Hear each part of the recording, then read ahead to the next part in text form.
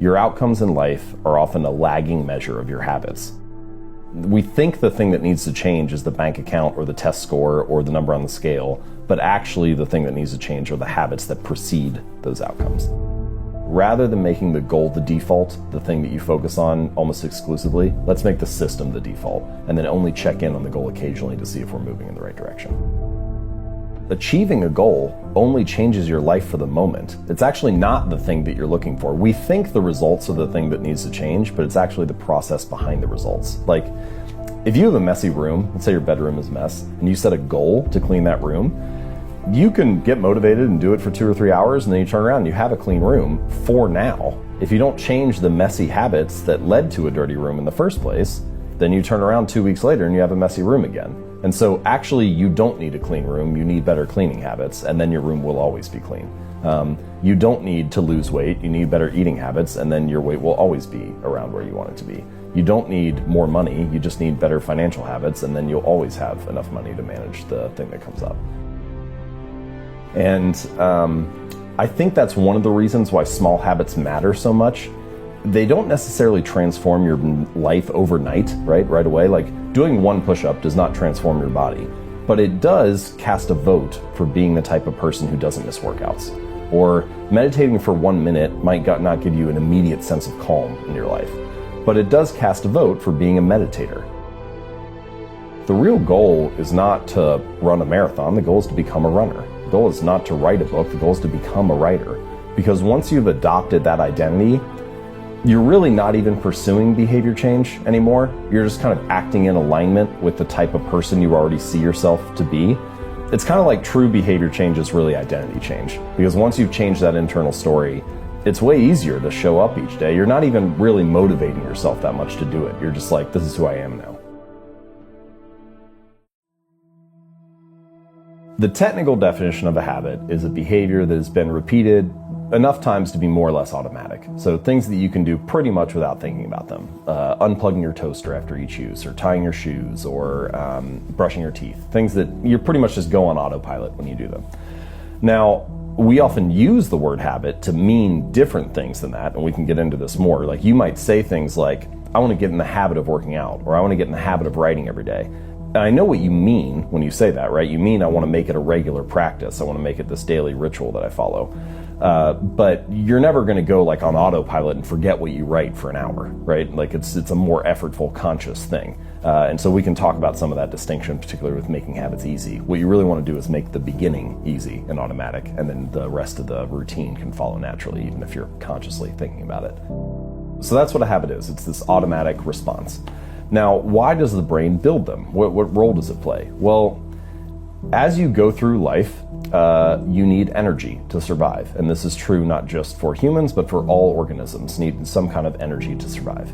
And getting energy requires energy. You need to eat food to be able to walk around and find the next meal. And using energy is expensive, because the more energy you use, the less you have available for the other things that life throws at you. And so your brain is looking for ways to conserve energy whenever possible. And habits are a great method for doing that. And it makes that whole process of finding energy, solving the problems of life, and getting through things easier. It requires less energy and attention and effort than it did before.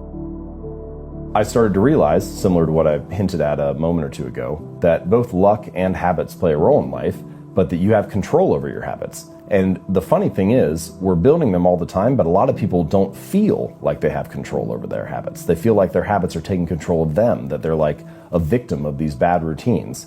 And once you start to dive in a little bit and like uncover the layers and realize what a habit is and how it works, then you start to develop a little more control over it. And I think if we're going to be building habits anyway, then it makes more sense to be able to understand how they work and how to structure them, so that you can be the architect of your habits rather than the victim of them. It's not that luck and randomness and uncertainty don't play a role in life. They do. You know, luck is a part of all of our lives to a certain degree, both good fortune and bad. But by definition, you don't have control over luck. And your habits also matter. And I think that the reason they're so worthwhile to focus on and understand is that they are the portion of your life that you can influence that also determines your outcomes. It's not just luck, it's not just habits, but one of those you have control over. And so it makes sense. The only reasonable strategy is to focus on what you can control. If you spend all of your time focusing on things you can't control, then you're just going to end up frustrated. Talent and genes, they play a role. And it's important, people have natural predispositions to things that make them better. But what you find is that nearly always when someone is a great performer in a particular domain, they are both well suited, so naturally talented or have some kind of predisposition to that area, and well trained. And so even if you are talented, you can't succeed without having great habits to execute and to fully realize the potential that you have.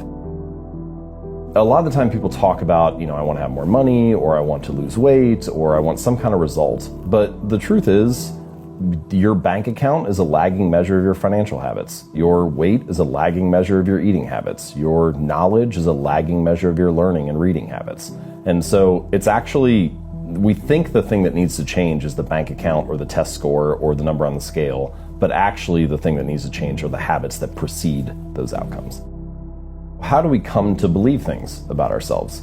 Because when you come into the world as a baby, you don't have any preset beliefs or notions. That's not to say that, again, your genes don't matter. They certainly matter in some sense, like your height might be more or less baked into your DNA. But we all realize that if you grew up in a different culture or a different religion or a different community or household, you could adopt completely different beliefs if that was what you were raised in. And so I was like, well, how does that happen, right? How does this internal story that we tell ourselves, our identity, become shaped and formed? And I realized that it's mostly through the repetition of that story. And so what you come to realize is that your habits reinforce a particular identity. And sometimes this can be positive and sometimes it can be negative. The story could be things like, I'm bad at math, or I'm terrible at remembering people's names, or I'm not good at remembering directions places. Yeah. And all of those that's just an internal story that you tell yourself, but each time you have an experience that reinforces that, the story gets solidified. And so I think the method, the takeaway here is that every action you take is kind of like a vote for the type of person you want to become. And if you can master the right actions, if you can master the right habits, then you can start to cast votes for this new identity, this desired person that you want to be. I should say goals do serve a purpose, right? It's not that they're useless. They are good for setting a sense of direction and clarity, so figuring out where do I direct my attention, and they're good for filtering. And what I mean by that is it's very easy as you go throughout life for people to come to you with a different opportunity, or you find out about a new area that you're interested in, and you start to say yes to things because, oh, this is new and exciting. But if you have a goal, it's much easier to say no to the things that intrude. A goal is focused on the outcome. A system is focused on the process. So it's the series of habits or steps that you take to get to that ultimate goal. There's sort of this like yo-yo effect, right. Like someone trains for a half marathon and then they run the race, and that race motivated them to train for the last 3 or 4 months. And then the race ends and they stop, they take a week off, then a week turns into 2 weeks, and then 2 months and so on. And then they turn around like 4 months later and like, man, I haven't ran in months. Like I need to sign up for a new race or something. Because if it's all about the goal, as soon as the goal is achieved, you don't have that motivating you anymore. But if instead it's about being a runner, then even once you finish the race, you still have a reason to show up again the next week, because you're like, well, that's what I do is I run. That's who I am. Right. And so I think that's a more, in pretty much any domain, true long-term thinking is really goalless thinking. It's much more about being that person, developing that identity, following that system, and then you just happen to realize your potential along the way. It feels insignificant on any day, but then you turn around 10 years later and it's actually, you're surprised by where you end up. And that's a hallmark of any compounding process, that the greatest returns are delayed. And so habits are like that too. They don't feel like much on any given day, but they really add up over the months and years. The cost of your good habits is in the present, and the cost of your bad habits is in the future. And the fact that we prioritize the present over the future ends up making a lot of habit change difficult for that reason. The standard narrative about habit change, success, performance improvement, achieving a goal is that you need to set a goal and that you need to try really hard. And if you haven't achieved that, then it's because you don't have the willpower or the grit or the perseverance. And we tell ourselves these kind of internal narratives all the time too, like, oh, maybe if I really wanted it, then I'd achieve it. But what you find is that the deeper you study human behavior, the more that you see that so many of the actions we take each day are simply a response to the system that we find ourselves inside. And so the argument that I make in the book is that what you need to change is not necessarily your goal, but your system. And the phrase that I like to use is, we do not rise to the level of our goals, we fall to the level of our systems. And so if you can restructure the system or the environment you find yourself in, whether that means changing your physical environment, so we can talk some about that, like the things on your desk at work or your kitchen counter at home, changing your social environment, the people that you're surrounded by and the habits that are normal in your particular tribe, whatever that group happens to be, changing your approach and the habits you're asking yourself to build so you can keep your lofty ambitions and goals, but breaking them down into something that's easy to do. And finally, selecting a strategy that fits well with your particular makeup, with your personality, your genes, your circumstances, so that you essentially match your environment to your natural strengths. And all of those are examples of a way to build a better system, of a way to create a system that promotes good habits effortlessly and sort of lets you achieve your goals as a natural consequence of being in a good system, rather than saying it's all about the goal. Let me focus on this milestone and work hard toward that. Yeah, and I think what I'm seeing here when I was reading this is, I think, you correct me if I'm wrong, there's a real psychological benefit here with the way you're approaching this. Because if I make it about me, if my bad habits are about me and I'm not making change and I'm not seeing progress, I can get down on myself, and then the voice turns into, from doubt to just, all right, I'm resigned to the failure here. Whereas what you're talking about, the system can really help us. And in return, the win there is much more momentum because psychologically we're experiencing that win. Is that correct? So one of the most effective feelings, one of the most motivating states is the feeling of progress. Yeah. And if you're focused on feeling guilty, blaming yourself for not improving, feeling like, oh, I'm not able to build better habits because something's wrong with me, that's not a very productive state to be in. Whereas if you shift it and say, all right, the problem is not me, the problem is the system. And if I'm going to change the system, then I can do X, Y, and Z. And we can talk about a variety of those strategies. But each time you do that, you take action and you build progress and momentum. And so I think it is a much more productive way to approach the process of change, because it gives you something to actually work on. Mm-hmm. I mean, all the rest of these strategies, a lot of the time it's about stuff like, think positive or fake it till you make it or stuff like that. And there's nothing necessarily wrong with that. Like, certainly if you want to think positive, it sounds better than thinking negatively. But my focus is much more on practical action steps. How can we make the process of behavior change actionable and give you something to do to design a system where you're more likely to succeed? And so I think that's just a better place to spend your time and energy.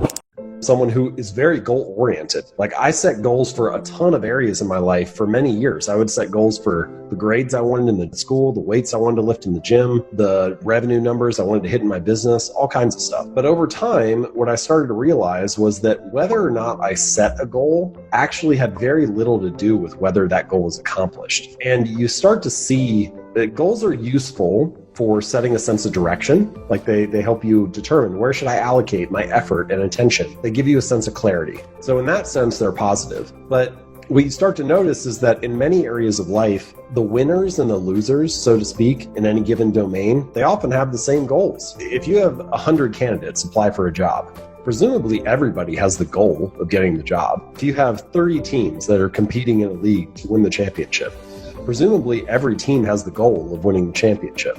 And so if the winners and the losers have the same goals, the goal cannot be the thing that makes the difference. And so it may be necessary, but it's not sufficient. And what is sufficient is having a system, which I would define as the goal is your desired outcome, The system is the collection of daily habits that will get you there. And what's interesting, if there's ever a gap between your goal and your system, if there's ever a gap between your desired outcome and your daily habits, your habits will always win. The outcome will not happen. Whatever the habits are driving you toward is the outcome that will happen. You do not rise to the level of your goals, you fall to the level of your systems. What that really is saying is that your results in life are often a lagging measure of your habits. Your bank account is a lagging measure of your financial habits. Your knowledge is a lagging measure of your reading and learning habits. Your physical fitness is a lagging measure of your training and eating habits. Even your clutter on your desk or in your bedroom is a lagging measure of your cleaning habits. And that broad idea that the results we have in life are a lagging measure of the habits in that particular domain or area, I think you can apply it to pretty much anything. And it speaks to why the system is more important than the goal. Because ultimately, the system is what delivers whatever result occurs. It's what determines whether you achieve any of the goals that you want. And it's kind of strange, actually, because so often in life, we say that what we want is a different outcome, but actually the outcome is not the thing that needs to change. Like you might say, you walk into your bedroom and it's really dirty and cluttered, messy. And you say, I want to have a clean room. I'm going to set a goal of getting a clean room. And you might be motivated and work for an hour or two and clean the room up. And you have a clean room for now. But if you don't change the sloppy, messy, pack rat habits that led to a dirty room in the first place, you end up with a dirty room again in a week or 2 days or whatever it is. So it's actually not the outcome that needs to change, it's the habits that precede the outcome.